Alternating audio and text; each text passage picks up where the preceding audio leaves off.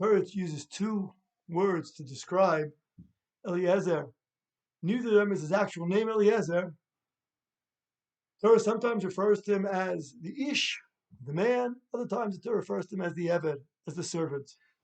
And it's almost like the Torah is telling us back and forth, switching to highlight the fact that Eliezer was almost in a certain sense wearing two hats. He was the Ish, he was the Eved.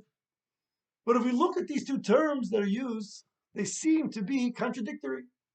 Because the very term Ish has the connotation of what we call colloquially a gavra, a person, someone who stands out. The Chazal use a phrase, when there's nobody else around, stand up and assert yourself and be an Ish. And Chazal tell us that the word Ish has the connotation of a bailus, connotation of an ownership.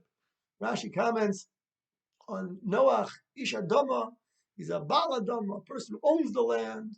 Ish Naomi refers to a Baal, to someone who is in charge, someone who stands up, someone who has a significance in their personality. That is all subsumed under the term Ish. Eved, if anything, is the exact opposite. Eved has the connotation, servitude, of humility, someone who meek and humble, doesn't even have the ability to stand up for themselves, they're subservient to others. That is an Eved. So who is Eliezer? Is he an Ish or is he an Eved? I think the answer is clear. The message that the Torah is trying to tell us that Eliezer knew perfectly, in unison, how to wear both of these hats. Because in order for a person to succeed, so both have to be true. A person has to be an Ish. A person has to have that strength of character, has to have the conviction, has to have the ability to make the decisions, and sometimes, even if not necessarily the most popular decisions, the things that have to be done, a mission has to be fulfilled, and a person has to be an Ish. And Eliezer plays the role of an Ish perfectly. He makes a decision, he determines what characteristic he's going to use to find Rivka, puts it to the test, is successful in his outcome.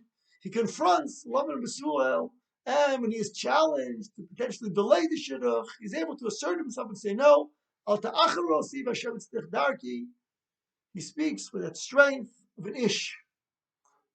However, at the same time, Eliezer is humble.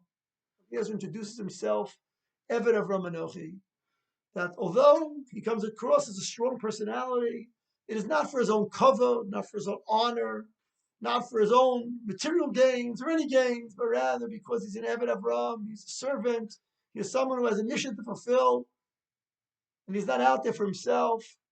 He's simply to perform the mission as the trust servant. He's an Eved, he's an Ish. Eliezer is not the only individual who is known to us for these seemingly contradictory terms.